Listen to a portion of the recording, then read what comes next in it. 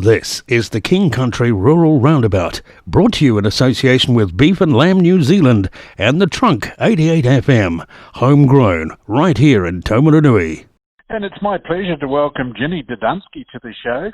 Of course, Ginny is a vet with Totally Vets in Taumarunui, and I understand you've been there about 15 years, and when you arrived in Taumarunui, I believe from what I was reading, I don't recall it, but I believe there was a herd of horses running down the main street. Maybe I think it may have been slightly exaggerated. It hasn't been quite 15 years, but I'm sure in the blink of another eye it will be. I think I'm in about year 6 now, I think.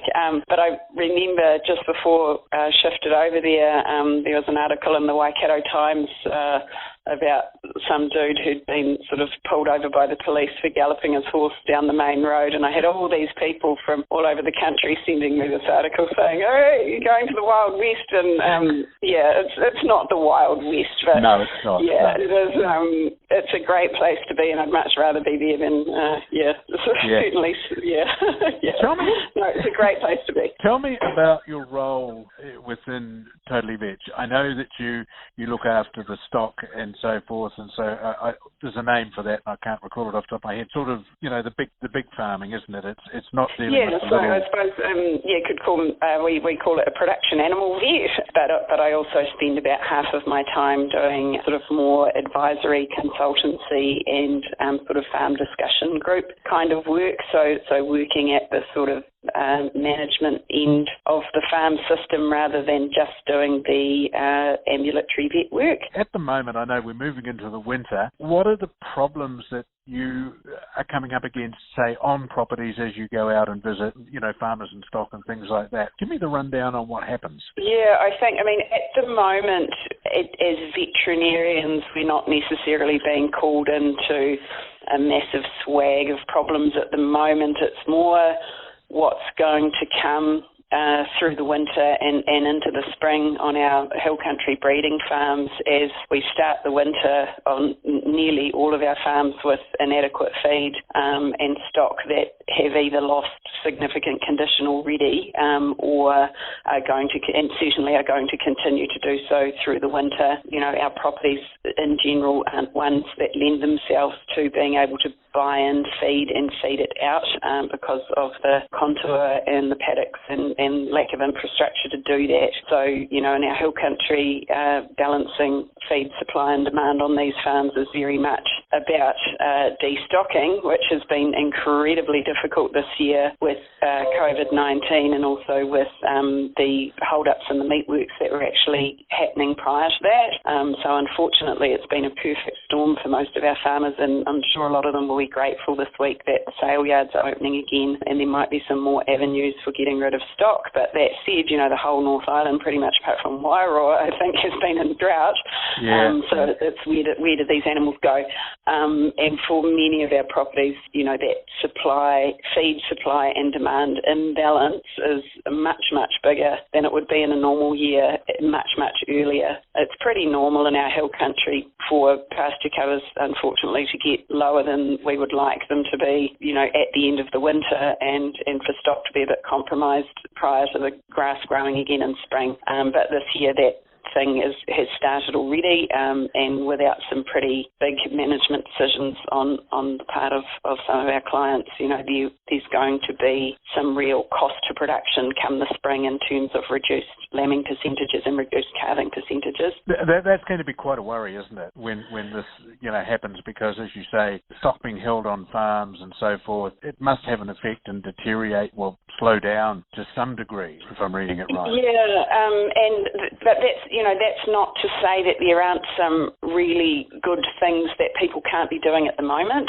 It's not going to entirely fix the situation, but I think there's a real opportunity at the moment for people to have a much bigger impact than they imagine come the spring with some things that they could do now. So can I go through them? Absolutely, please do, yes. Yeah, okay, so on the beef cow side, I've been scanning hundreds and hundreds of beef cows the last few weeks, and yep. the mobs I'm scanning in the main very much a mob of two halves. There's some very well-conditioned cows in those mobs and then some very light ones. And we know that once cows drop below a certain level of body condition, once they get pretty bony, that all the outcomes in terms of cow survival and calf survival and therefore your weaning percentage start to slide. So for a lot of our farms, even identifying those lighter cows, and even if there's no way of feeding them better at the moment, or maybe even not splitting them off the main mob at the moment, if you could do that and take the pressure off them, that would be great. But even knowing who they are and what percentage they are in the herd can at least allow you to maybe give them a bit more space and a bit more feed in the months prior to calving. Beef cows are meant to lose weight in the winter. That's part of their function on our hill country farms. But if they lose too much weight and continue to be underfed coming into calving, that's when the real cost comes. So accepting that probably a lot of them are going to be lighter than we would like going through the winter, having some sort of plan to be able to offer them a bit more space, a bit more choice, maybe putting on some nitrogen in the spring prior to calving to grow a bit more feed for those light girls and aim to be lifting their level of feed coming into calving, that will pay dividends. And the same with our ewes. And if we could get into our ewe flocks quite quickly now and figure out who the skinny ewes are and be able to do a bit with them, there's probably, we could talk for another half an hour about all the things that you could do with them, but I would encourage people to speak to their vet or speak to their farm consultant or somebody else who they know is a good manager of sheep and chew the fat about what we could do with these ewes to try and hold some condition on them over the winter and then have a bit of extra feed going into them coming into lambing. That will definitely pay dividends in terms of lamb survival. We know with light ewes, we have a condition scoring system for sheep, and fat being 5, really, really fat with lumps of fat around the tail, that would be a 5, and an absolute walking skeleton would be 1. When they're 2 and under, beginning the winter, the death rate in those ewes that are 2 and under is much, much higher than it is in a better conditioned sheep, up to sort of somewhere around the realms of 15 to 17% of those ewes won't be there come weaning from work we've done and also some massy work. So maybe getting into your flock and identifying who the thin ones are, and maybe even the very worst of the thin ones, and that could be quite a big percentage on some farms, but the worst of those thin ones, actually cutting your losses now and putting them on a truck and getting paid something for them is better than letting them melt into the hills in September and not seeing them again. So in terms of management, those are probably my 2 big things in terms of trying to keep some condition on breeding stock. You mentioned you could talk for half an hour about different things that farmers can do. I do want to hear about those things. I know we're just sort of touching on it, but I'd like to hear more. Yeah, sure. So, there's some health things that you never want animals to sort of be suffering from if you can help it. So in a year like this where it's been dry and stock have probably been grazing down more into waterways, the risk of liver fluke is higher because the fluke parasite is picked up down in those waterways. So that's one thing that's very easy to deal with by once it cools down enough, which is probably any time from now, to be doing some monitoring and deciding whether or not your breeding stock need treatment for fluke. Once they're heavily pregnant, they don't like sharing their liver with fluke. It doesn't do them any good at all. So that's a really easy, simple fix. But I would encourage people to do some monitoring before they just launch in and give a fluke treatment. Most of the fluke treatments also have a worm treatment in there as well, and that may or may not be necessary and may or may not be great from a drench resistance point of view at this time of the year. So again, get some good advice. And then these light ewes, a lot of them will, a drench or some sort of worm treatment will often save a little bit of condition loss on those ewes. But again, get some decent advice about the timing and the type of product to use for that. So yeah, those are the important things right now that farmers should be looking at, monitoring and preparing as we move forward. Yes, and just back to the cows as well. The other thing that underfed cows are more likely to suffer from is grass staggers or lack of magnesium. And while on the hill country it can be difficult to supply cows with magnesium in a cheap and easy way, any magnesium is better than none, and there are lick blocks and tubs and things like that available. And some of those tub products have also got energy in them. So, if you're looking for sort of a bang for your buck, I think those are possibly not a bad choice. Yeah, again, talk to your vet. There's quite a few different options for magnesium, and there's a range of costs in that. So, yeah, speak to your vet. I was reading an article on the Beef and Lamb New Zealand website, and you had written the article, and it was talking about R1 cattle and R2 cattle. What's the difference between R1 and R2, Jenny? Oh, good question. So R just stands for rising.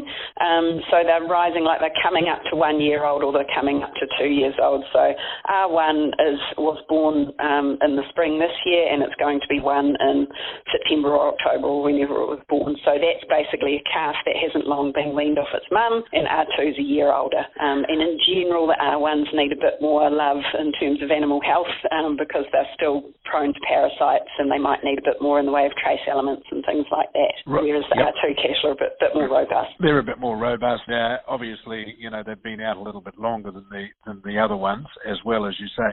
Now, the other thing is artificially reared cow. Yes. How different is artificially reared to cow-reared beef weaners? By this time of the year, if they're reasonably well grown, not a lot.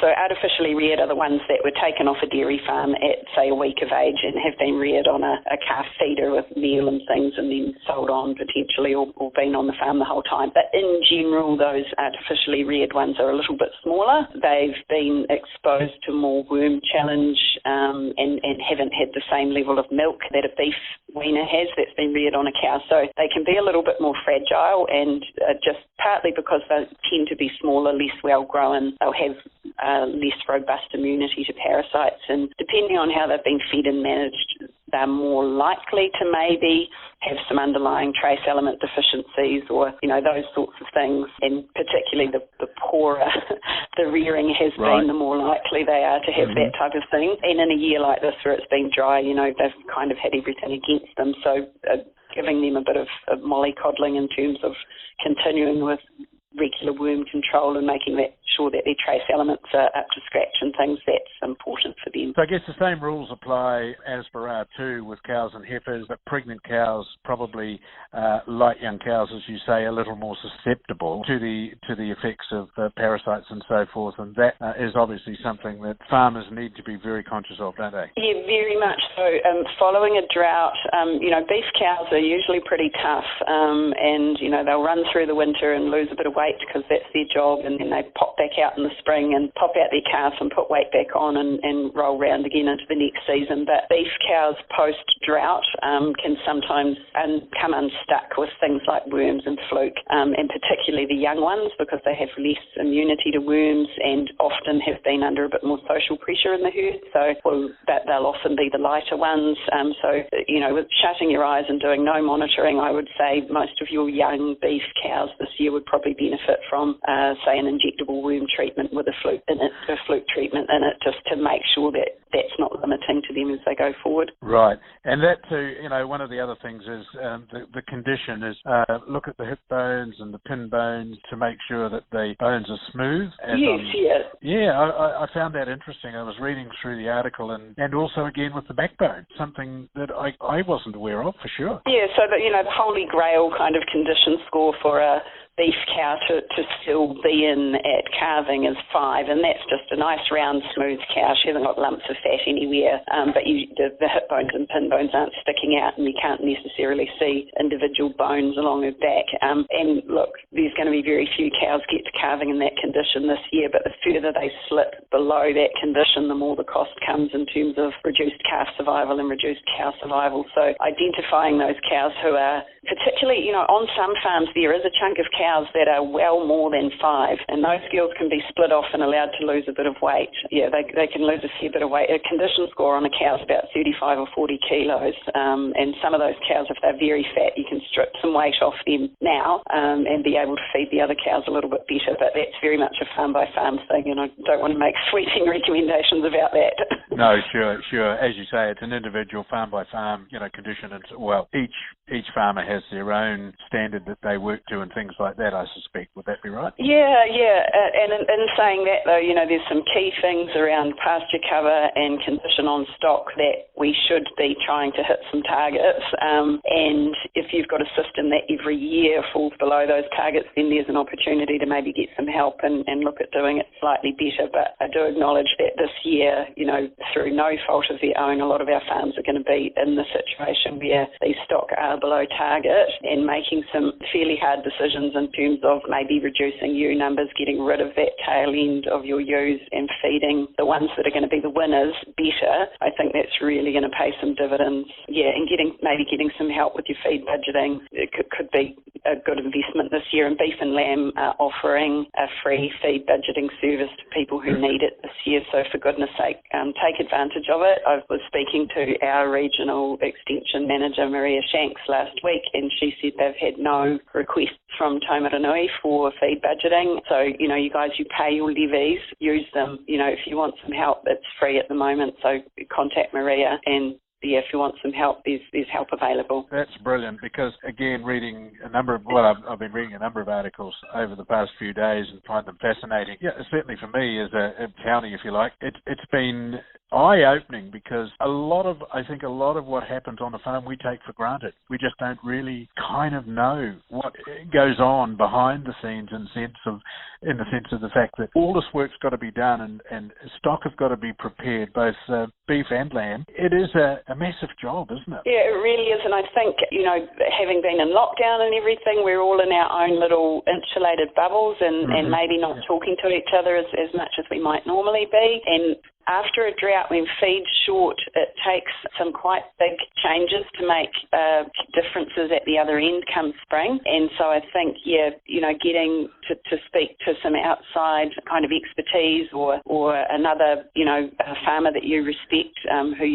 is a good decision maker, to see what they're doing and maybe get some feedback from them about what you could be doing could be really good. I was on a farm yesterday where I actually keep an eye on their feed budget for them, and we quite quickly figured out that on this property they still had 300 tail end lambs, and they needed to drop about 200 ewes out of their flock of 2,200, and those two actions alone, getting rid of the 300 tail end lambs and getting rid of these bottom 10% of their ewes, that was going to make a really big difference to their feed budget come August and September, which is the crunch point when we're trying to feed ewes better coming into lambing. And if you go into your flock at this stage, there will be 10% of ewes that are really, really skinny this year.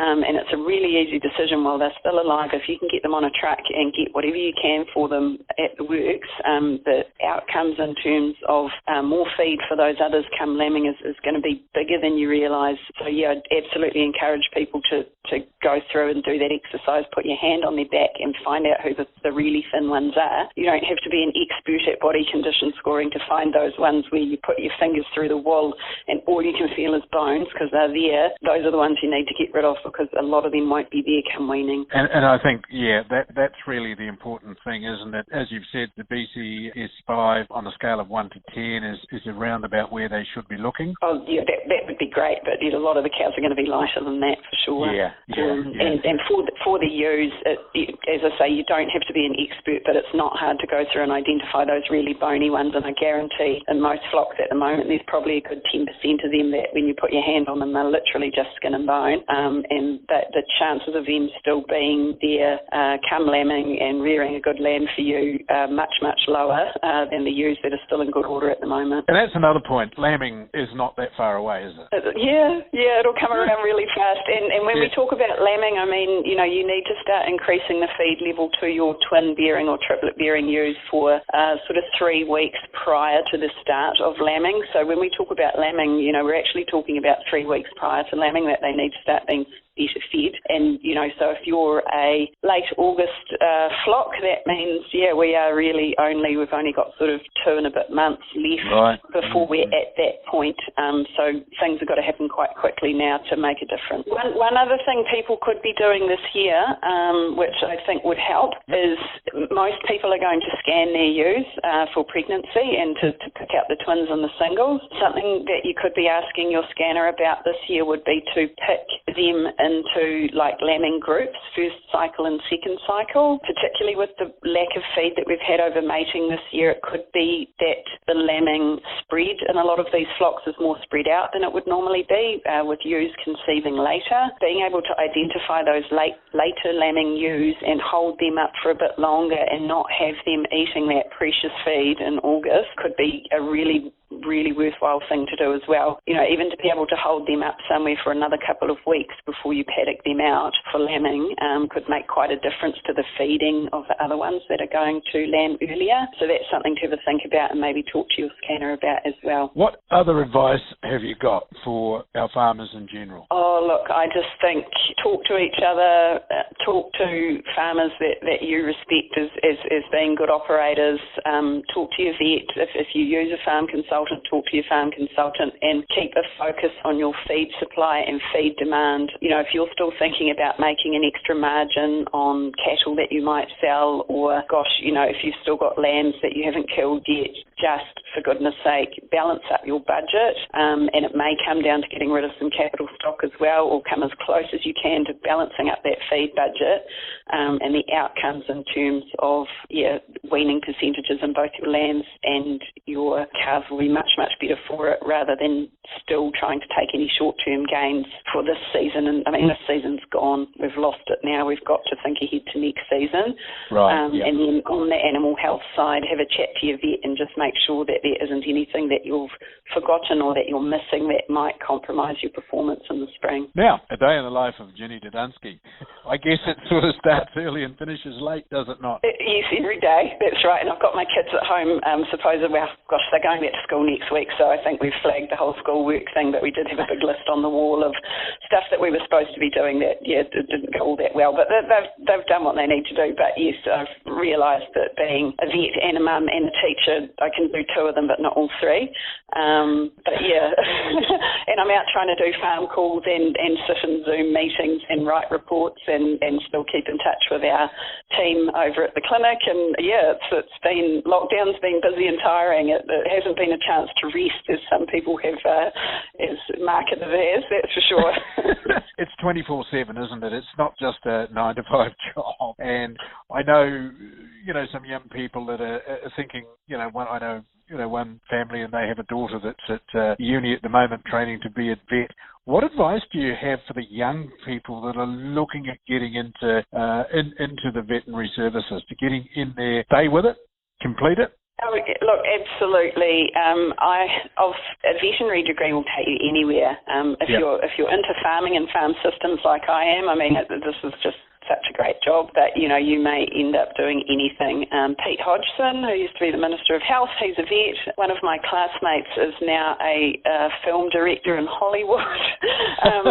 Just that education can take you in all sorts of directions. So, yeah, it's a hard degree to get into and it's a hard degree to get through. I think most of us probably thought we were going to go crazy at some stage doing all that study, but it's such a rewarding career, whichever path you take. So, yeah, I thoroughly recommend it to anybody who's got the grit and the stickability to get through it, yeah. I know you spent a bit of time in Oz too, working over there. Is there much variation between Oz and New Zealand? Oh, huge. New Zealand farmers do not know how lucky they are to have a commercial vet service here, where they've got local vets on the ground who can provide them advice at the, just to pick up the phone. The Australian system is very different. Until sort of couple decades ago, most of the farm kind of veterinary advisory work was done by government-employed vets. And, of course, like everywhere else, the funding's been ripped out of that. And the rural veterinary practices over there don't have the same sort of model that we have in terms of, our vet practices, rightly or wrongly, do a heap of retailing. But that retailing support the whole job in terms of having enough vets on the ground to be available when you need a vet for the issues that you've got. So the farmers in Aussie, one, they've got this massive distance isolation issue, but also they've got these vet practices that aren't set up with enough people to provide, in general anyway, enough people to provide good advice and ambulatory service to the farms. And with the lack of funding of the government vets, it's a real issue over there. So we are incredibly lucky. I absolutely agree. I think that all we need to do here, we just need to pick the phone up, contact our local vet service and so forth, and then the issue gets dealt with, doesn't it? It doesn't get left. Everything is addressed immediately. Yeah, and, well, at least it should be. It should be, yes. Yes, I acknowledge that our businesses are supported by our retailing, but then it's on us to be very ethical about what we're doing and what we're advising, and for our clients to have confidence that the advice that we're giving isn't tied up in product sales, and it's based on science, and it's based on understanding their farm systems and giving them the right advice for their farm system, not because we want to make a sale. But I do acknowledge that without our retailing, we would not have a business. And I think that's it. And I think as Scott said last week, and I mentioned to him, I said, the backbone of this country is farming. Oh gosh, and isn't it a strange set of circumstances that now that's been really put in the public's face in terms of what's happened? And yes. I just feel so sorry for all these people whose businesses have been seriously affected by COVID. But I really hope that it has heightened people's awareness of how so important agriculture is to our economy and to our communities, and that most of our farmers are really, really focused on trying to do the right thing by their land and by their stock. And I really hope that we have a much more considered approach to some of the environmental things that farmers are being asked to do at extreme pace at the moment. All of this stuff needs to happen. Absolutely it does. Our waterways need to be pristine, and if there is something that we can do to reduce global warming, that's fantastic, but it needs to be done in a much more considered way that increases our chances of still having really vibrant rural communities and productive farms that can feed a chunk of the world. Absolutely. And, we live in a great place, don't we, in Taumarunui? We're right When I moved to Taumarunui, somebody was out on a farm very early on, and they said, "How are you liking Taumarunui?" And I said, "Yeah, it's pretty good." And he said, "The best thing about Taumarunui is that nobody else knows about it, and don't you go telling people." And I thought that was brilliant. Oh, and it's very true. Yeah, absolutely. And, I love being back here, and I could talk to you for hours, because I don't think we've really scratched the surface, to be honest with you, because there's so much more information that you've got, and I'm finding it fascinating as well. A parting shot from you. I think I gave it already. I think I gave it already with my please do your best to keep your eye on your feed supply and demand, and that big changes are needed to have a decent impact at the end and get some help. Jenny, it's been an absolute pleasure this morning talking with you. Thank you, Brian, and we'll talk to you again sometime. You're listening to the King Country Rural Roundabout in association with Beef and Lamb New Zealand on the Trunk 88 FM. Homegrown, right here in Taumarunui. Facing challenges or looking to try something new in your farming business? The Beef and Lamb New Zealand's Knowledge Hub has a huge range of material from other farmers and industry experts to help you get the information you need to make informed decisions. You can find everything from animal health to the zero carbon bill on the Beef and Lamb website in a range of formats, including articles, resource books, podcasts and videos. Check it out, www.beeflambnz.com. And it's my pleasure to welcome Aaron Meikle, New Zealand Beef and Lamb Product and Development Manager. Morning, Aaron. Morning. Good morning. Thanks for having me on.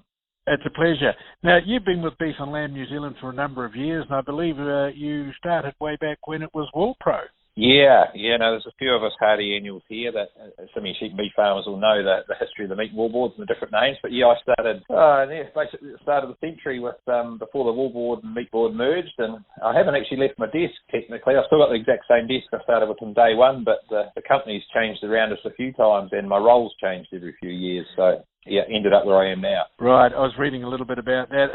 You've had a variety of roles over the years, and of course many in the extension space. And your team look after all the farming information, resources and products for Beef and Lamb New Zealand. So tell us a little bit about that, Aaron. Yeah, so product and development manager, so that's basically managing our resources.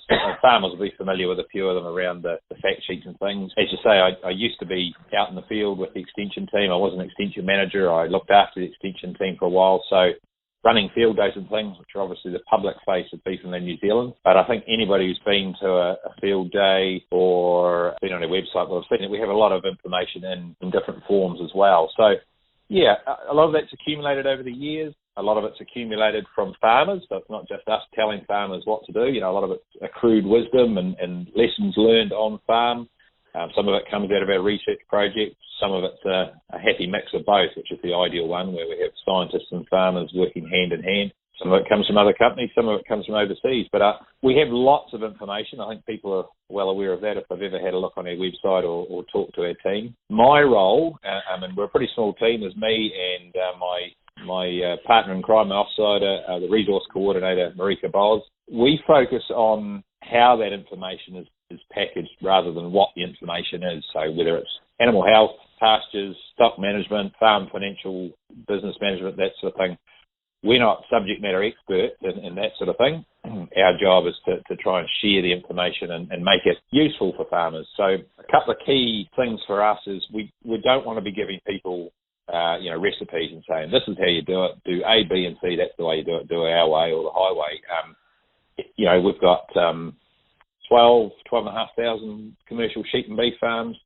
There's that old saying, I think, your audience will be well aware of, every farm is different. And the corollary of that is every farmer is different and everybody has different things they want to achieve on farm, different stages in their farming career, different ways they enjoy getting information. So we try and have not set answers, but we talk about having menus rather than recipes. So saying, look, whatever the issue is, if it's an animal health issue, here's the ideas that have come out of other farmers, out of researchers that may apply to your situation. Here's the easy way for you to get to it. And the other thing we focus a lot on, as I say, and thinking about how we get information available rather than what, is we try and have the same piece of information available in lots of different formats. So some people enjoy reading a fact sheet, but nowadays we'll normally have that bit of information, that discussion with a farmer or a scientist available as a video, a podcast, so people can listen to it if they want. We have interactive tools on the website, so learning modules we call them, where people can actually work through it, and that's a bit of a mix of video, reading, interactive quizzes and things like that to sort of almost like a workshop but online, and things like that. So yeah, we're a much more complex sort of operation than we used to be. Once upon a time it was printed materials in the old field day, but now we've got a whole range of different things, and they're all available on our website on what we call our Knowledge Hub. Which is what I wanted to lead into, because the Knowledge Hub, of course, is where all the information's gathered, isn't it? And I guess that's the reason for creating the Knowledge Hub, so that farmers can go there. And tell us a little bit about that. Yeah, so we've always had websites, to be honest. In the past, we probably weren't that good at designing them, and I think some sheep and beef farmers gave us that feedback. The material was there, but they were more like, I don't know about other people's office desks, but my desk sometimes has the deep litter system where basically stuff gets put on top of other and it's a big pile, and I know where the thing I want is. It's 3/4 of the way down the pile, but that's not easy for somebody else coming in. So our old website was a bit like that. The stuff was there, but not well organised, and we lost track of it, and sometimes we'd find stuff with old brand or out of date, and so... Yeah, bit of a project. RNPP, the Red Meat Profit Partnership, played a big role. They put some funding into it, saying, as I say, creating a bit of information is all well and good, but it's no use unless farmers can have a look at it, weigh it up, consider it for their situation, and if they like it or it sounds interesting, can apply it. So we've reorganised things. The idea is, as I say, each bit of information will be available in a whole lot of formats, so you can find hopefully what suits you, or read it, see it, hear it. That helps it sink in or understand things. It certainly does for me. Most adults like to hear or see things a few times, and particularly hear from other farmers about it. So that's how the Knowledge Hub is structured.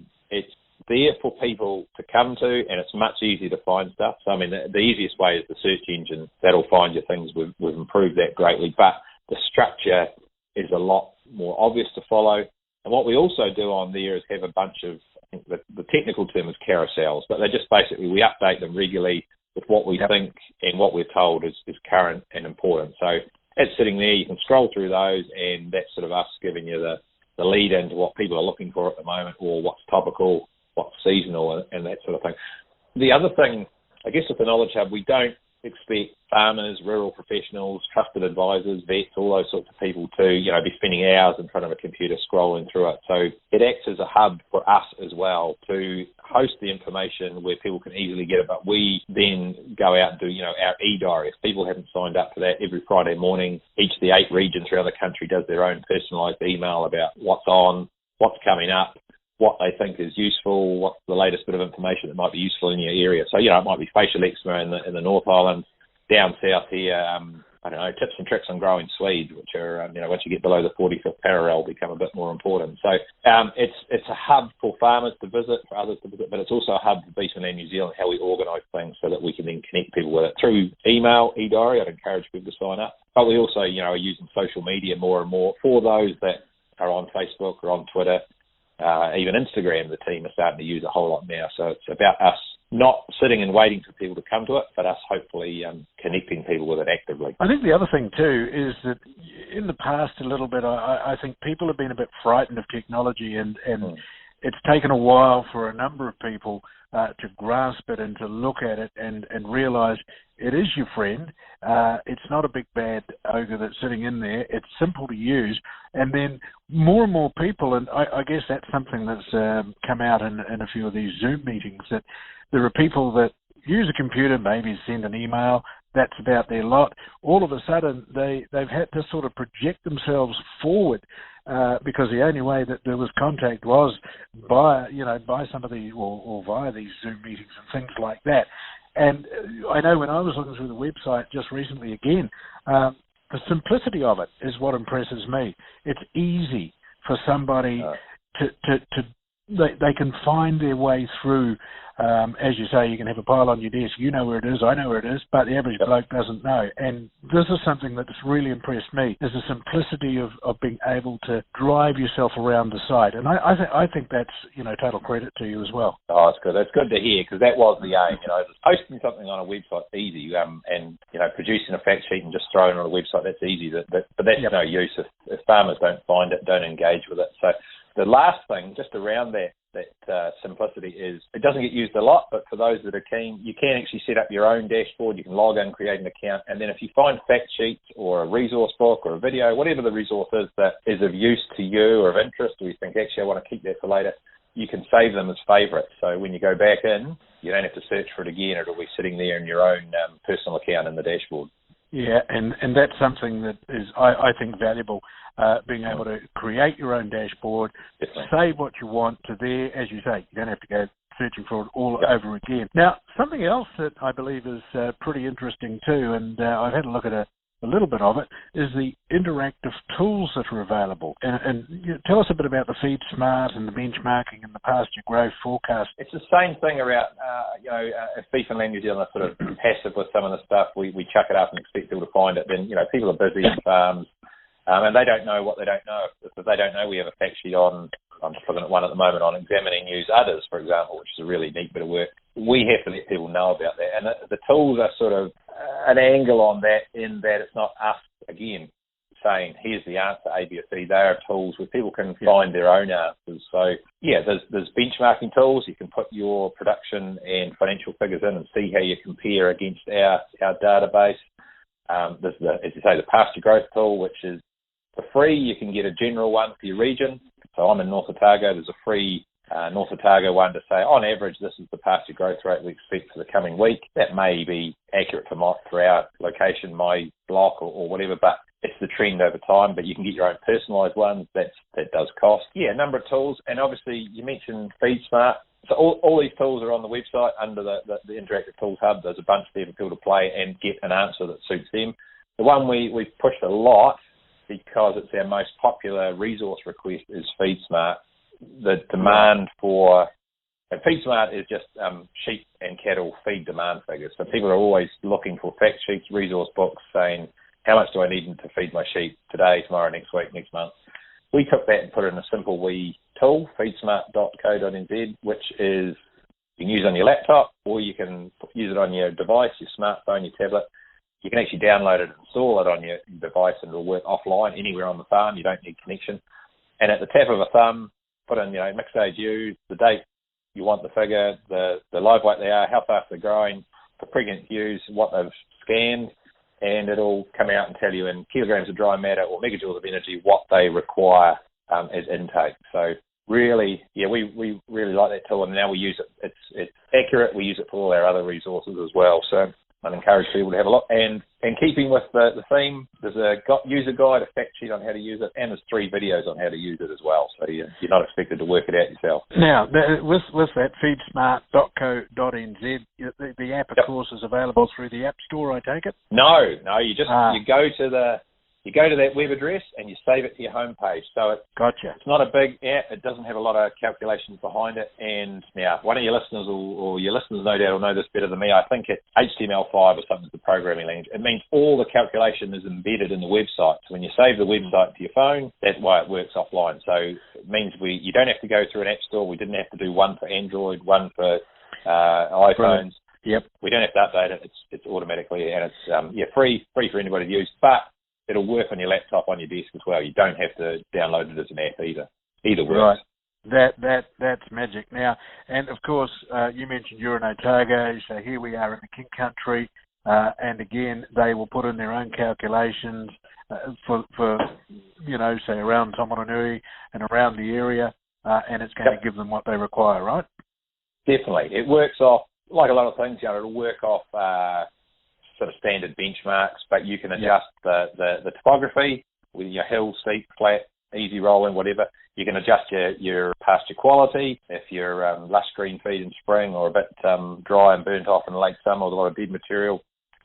You can adjust the growth rate. Is it growing at all? Are you likely to get any fresh growth coming in there? And you can adjust within reason the live weight and body weight of your ewes. So are they big mature weight ewes or low mature weight ewes, and that all flows into how fast lambs are growing and those sorts of things. So it works on default, which are pretty accurate, but if you really want to get precise, you definitely go in the settings and set it to your precise farm. Right, and that's a good thing. And I think today something that I've been impressed with over the last few weeks or so is that farmers are working smarter. Yep, definitely. I think it's an interesting one. I don't know, the extension team who are out working with farmers, and hopefully most of your listeners know their local extension managers or have come across them, and they're certainly still the face of Beef and Lamb New Zealand, the point of contact. They've been working on new ways of communicating with farmers when they haven't got field days. And, hasn't been nice, this lockdown and the virus, but in some ways there's always an opportunity in a crisis, and it's given us in the rural sector a chance to play with some of these tools, as you say, like Zoom, webinars, radio interviews, things like this still work really well to get information without having to travel, an hour, 2 hours to a field day and take up an afternoon to a field day. They'll still be important for us because that, social contact, having a yarn over a tea or a coffee, you can't beat that, and that's still a big part of our job. But I think there are some of these are more efficient ways to get a bit of information and more time to spend, on the farm with the family, playing golf, whatever you enjoy. Absolutely, and I it's something that I've, the time I've been here in the lockdown, I've read a lot of information that, to be honest with you, I probably wouldn't have read. I've learned an awful lot over the last 7 weeks, and I just keep going back now. I've saved, as you say, I've saved links and things like that, and I've gone back and I've looked at it and I'm going, wow, I'm impressed with that. And I know with beef and lamb, one of the things is that there have been so many different little things that I've gone, I didn't know this, and that's something that has impressed me completely as well. And it all comes back, as you say, to the knowledge hub, because you go and you look a little bit and you think, yep, I'll save that, go back and have a look later, and so forth. Now, I know you touched on field days, and a number of people that I've spoken to over the last few weeks have said we miss our field days because, as you say, it's our focal point. We get together, we get a group of farmers coming together, sit down, have a cup of tea, we have a natter and a chat. Somebody comes up with an idea, you write it down. Have a look at that. I know they're on hold at the moment, but is at this, and I know we're probably crystal ball gazing a little bit. When are they coming back? Yeah, look, I know that initially the decision was made to say, barring anything changing, we won't run any until 30th September. And I know that has been revisited. So it's not hard and fast. It may change or it may be stuck. I think people will understand because our field days had such a big social aspect and for a distributed community of farmers, we were also a high risk because, we had farmers coming from all over a region, mixing, going home, travelling around in trucks on side-by-sides, etc. And our staff were high risk. They travel through some big regions. And so we saw that early on and thought, like, we have to be super cautious with this, particularly owner-operator businesses. You know, if Beef and Lamb New Zealand had spread COVID-19 and farmers started getting ill, not easy to have somebody come and look after your farm when we had travel restrictions, social distancing restrictions. We've erred on the side of caution, and we miss field days. You know, our team love getting out, talking to farmers, because, as I said at the start, what we're about here is not saying, hello, sheep and beef farmers, this is how you do it. We're about saying, if you want to do this, here's some ideas to help you with it. What ideas have you got? Oh, they sound good. We'll share them to others. And field days are a key role in that. So we will get them back as soon as we can. But I know, you know, and I'm not directly involved, but I know our team are being cautious because it is seen as a high-risk event. But if the nation keeps going the way it's going, I hope they'll be back sooner rather than later anyway. But at the moment, the decision was made to postpone till after 30th September. But guarantee we'll be keen to get them back as soon as we can. Oh, brilliant stuff. Aaron, a final word. Look, yeah, I hope I've expressed it as I went through. We realise lots of people learn in different ways. And we just said, you know, field days are fantastic. But for some people, the field day's not in the right place, not in the right time. Some people are just more introverted, and I'm certainly one of those. And so field days aren't quite your thing. So check out the Knowledge Hub. It's about sharing ideas. It's not us telling you what to do. And what we really like is people coming to us and saying, hey, I was looking for a bit of information on this and I can't find it. We may be able to find it, or if we haven't got it, it's a bit of a steer for us to go and develop something or interview somebody or talk to somebody. So we have some podcasts and videos, for example, and we've just had some really good feedback lately on who people would like to hear and see on those. Yeah, by all means, it's a two-way street. Don't just expect, come and tell us what you'd like to see and let us know, and we're waiting to hear from you. I thank you for your time, mate. Really do. Good as gold. Happy to. You're listening to the King Country Rural Roundabout in association with Beef and Lamb New Zealand on the Trunk 88 FM. Homegrown, right here in Taumaranui. Learning on the go's easy with Beef and Lamb New Zealand podcasts. Beef and Lamb New Zealand has podcasts on a range of topics. Just open the podcast app on your phone and search for Beef and Lamb New Zealand. Once downloaded, you can listen to podcasts anywhere, including the car or the tractor. They're also available via your laptop on the Beef and Lamb Knowledge Hub. New podcasts are being released every week, and you'll find something to suit everyone. It's my pleasure to say g'day to Luke Pepper. Apart from being the Federated Farmers Provincial President, Luke works on Koromiko Station. That's a dairy farm run by ROUNDABOUT Incorporated. Luke, welcome to the show. Thanks for having me, Brian. My pleasure. Now, tell us a little bit. I want to talk about Federated Farmers in a moment or two, but tell us about the work on the farm. Most people know what a dairy farm is, but I don't think a lot of people may know what goes on behind the scenes. And how are you placed at this present point in time? Yeah, so we share milk for ROUNDABOUT, so Koromiko is the dairy farm name. On the farm at the moment, yeah, obviously it's been a bit dry. Unfortunately, we've had to dry our cows early, so to dry it off is basically the wording for stop milking. So we've had to stop about 30 days earlier than normal, and we're into our winter season now, so we're shut down for another 2 months, and we start calving about the 1st of August and fire the plant back up and start milking again. Right, which I'm pretty sure you'll be very happy about. At the moment, I think the stock are about to move, aren't they? I think around about June, the stock sort of moved to a new farm and so forth. How does that work, Luke? Yes, you might be talking about Gypsy Day, which is the traditional... That's the one, yeah. Traditional day, June the 1st, when approximately about 5,000 staff throughout the country move farms. So they're all switching jobs, so you might have farm workers, share milkers, contract milkers. Is the traditional day that the majority of them move and pick up basically all their belongings, household belongings, everything they own, all on one day, and move, whether it's down the road into another district, to, maybe down the South Island for some of them. Wow. But it's the traditional day that it just works in the best with the calendar. But, we've finished milking. It's in our winter, our down period, so everyone sort of moves jobs on the same day. It's quite right. Original to New Zealand. Too right, yeah. Gypsy Day, that was the word I was looking for. Now, how is that going to play out this year? There's probably not really going to be much difference, is there? Because people will be moving because it's what we do. Yeah, luckily we're into level 2. There was obviously a few nervous times there that, whether people could move or couldn't move and how is it all going to work. Luckily we've dropped down to level 2. There still people will be able to move as per normal. I do believe there are a few issues with the COVID, with, trying to not get too many people to help. Sometimes it might take 12, 20 of your family members or neighbours to help you move with all your gear and cows and machinery. But yeah, I think it's all about contact tracing, so just making sure you know who's helping you, and you've got a sort of a list in case someone gets it, they can contact trace back, all those sort of things. Yeah, that's going to be the important thing, isn't it? Making sure that you sign the piece of paper so that people know where you're going, when you're getting there. Pretty much that's across the board. It doesn't matter whether you go into town and you pop into a shop, you've got to put your name on a piece of paper, when you went in, when you came out. And it's a safe way right now, and it's what we need to be doing, and it's what everybody needs to follow.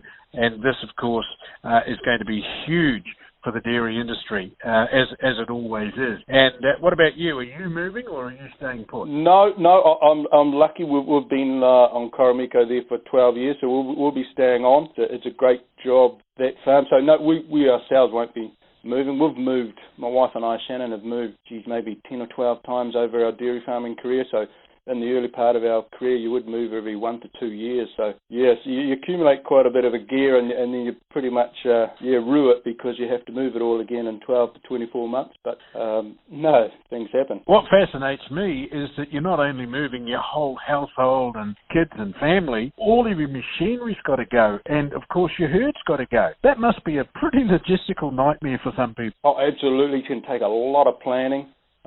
Trucking companies, neighbours to help you load, because you need to go ahead to start moving your own household stuff. If it's out of a district, it is a logistical nightmare, but everyone seems to manage it. Luckily, farmers get on with other farmers. They allow them to move some stock on a couple of days early, a bit of household gear here and there.